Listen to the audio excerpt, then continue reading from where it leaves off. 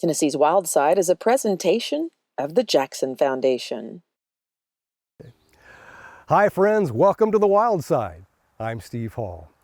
People travel all over the world to see famous art and architecture, like the Sistine Chapel, the Mona Lisa, the Eiffel Tower, or the Statue of Liberty.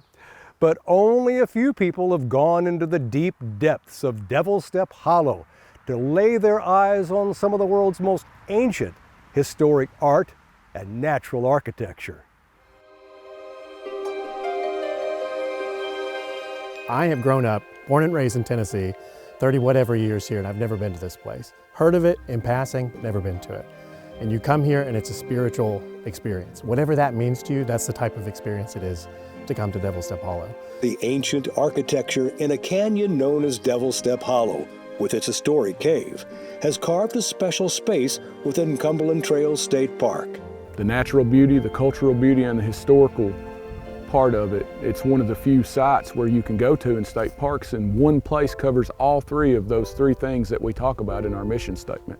So that's one of the things that makes this place very special. The property is managed by the park, but it's just a small part of more than 10,000 acres in Cumberland County, safeguarded by the nonprofit TennGreen Land Conservancy. So TennGreen has protected about 10,000, a little more than 10,000 acres in Cumberland County alone. We're a statewide organization, so we work all across the state, but we've put a lot of effort and energy into this region because of the significance and importance. Tennessee is the most biologically diverse inland state. So what that means is when you move away from the states that have the bounty of the sea and everything on their shoreline, you get inland and you've got Tennessee. We're the most biologically diverse state by far. And the Cumberland Plateau, specifically this area, is incredibly biologically diverse, which is something that's really important to me personally, but it's also incredibly important to TennGreen. We're not just wanting to protect land, we're protecting everything that comes with that land. Everything that lives here, everything that came before, everything that'll come after. Unlike many other caves in Tennessee, Devilstep Hollow is just a short hike past the park headquarters, near the Sequatchie River. Visitors are allowed to go as far as the overlook into the cave's entrance, but it's what's inside the cave that makes it both an artistic and historic wonder.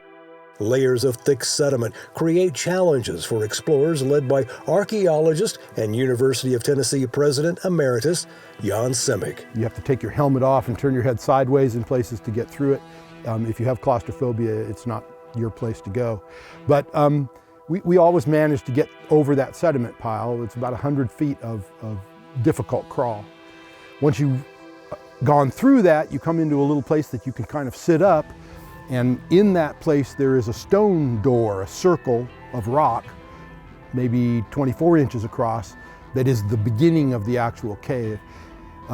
That's where today the gates have been placed. They are solid steel, very substantial gates that are locked all the time to make it difficult for people who aren't authorized to be in there to go.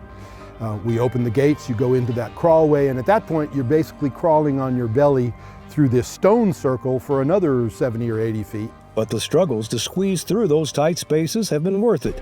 As the cave opens up, more than 24 images known as petroglyphs are carved into the limestone walls. The pictures are the artwork of Native Americans known as Mississippians, created more than 1,000 years ago. So one of the things about this cave that's different than many of the other cave art sites that we know in Tennessee, Alabama, in the Cumberland Plateau area, we have nearly 100 of them in our database today. But what was a little different about this one, has always been a little different about this one, is the fact that the images here are all representational. They're all pictures of something that we can recognize. The artwork can be abstract, can be sort of different.